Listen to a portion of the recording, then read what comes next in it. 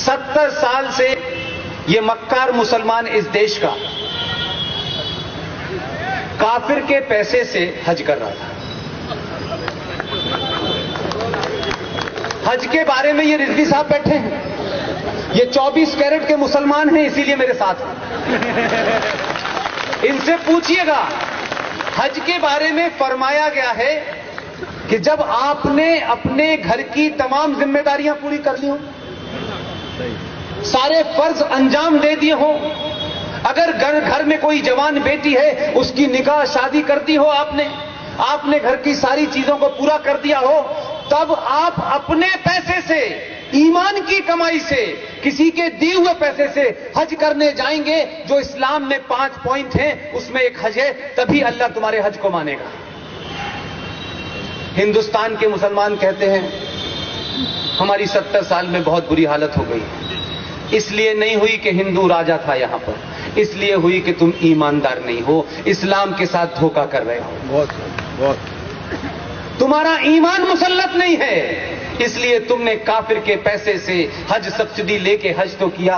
अल्लाह ने कहा मैंने तो ये नहीं कहा था कि तुम अपने पैसे के अलावा काफिर के पैसे के लेके आओगे तो तुम्हें हज का फायदा नहीं मिलेगा। तुम कितना भी माथे पे काले रंग का रगड़ रगड़ के सजदे में चले जाओ, अल्लाह तुमसे नाखुश है, यह अल्लाह तुम्हारी बात नहीं मानेगा।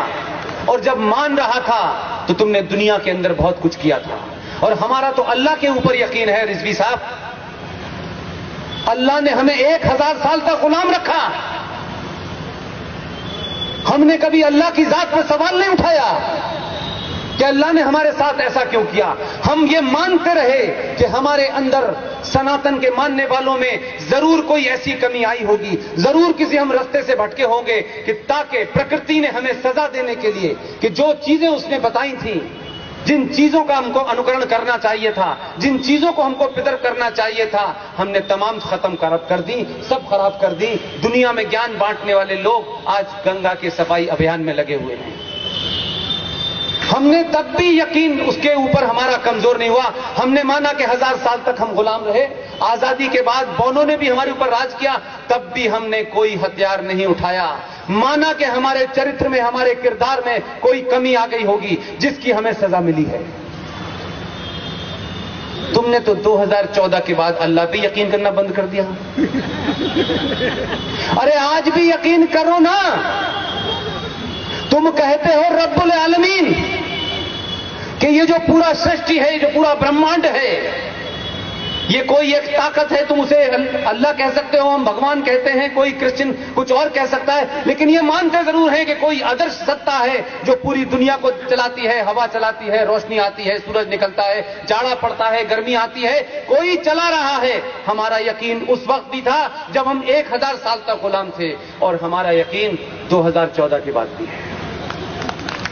प्रॉब्लम तुम्हारी है, तुम मस्जिदों में दुआ मांगते हो या अल्लाह मोदी को उठा ले, वो नहीं, उसी ने भेजा है, वो क्यों उठाएगा, उसी की मर्जी से आया है। जब ये हवा अल्लाह की वजह से चल रही है, जब वो गोल टोपी वाला उसी ने पैदा किया है,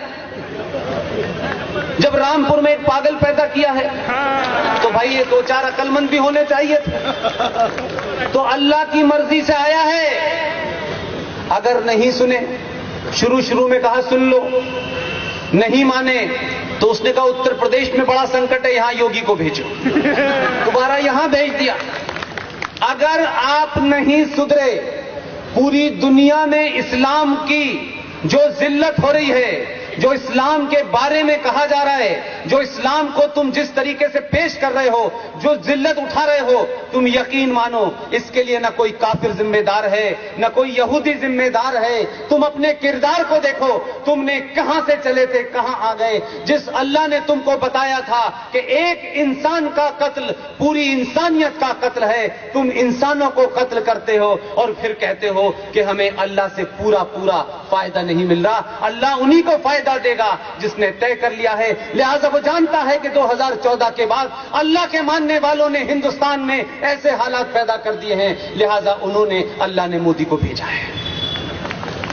यकीन मानिएगा, अगर वो एक है तो सदा सबके लिए बराबर है। ये तो ऊपर वाले का शुक्र करो کہ جتنی طاقت سے بھیجا ہے اتنی طاقت کا اس نے ابھی استعمال نہیں کیا ہے، ابھی اتنی طاقت کا استعمال نہیں کیا ہے۔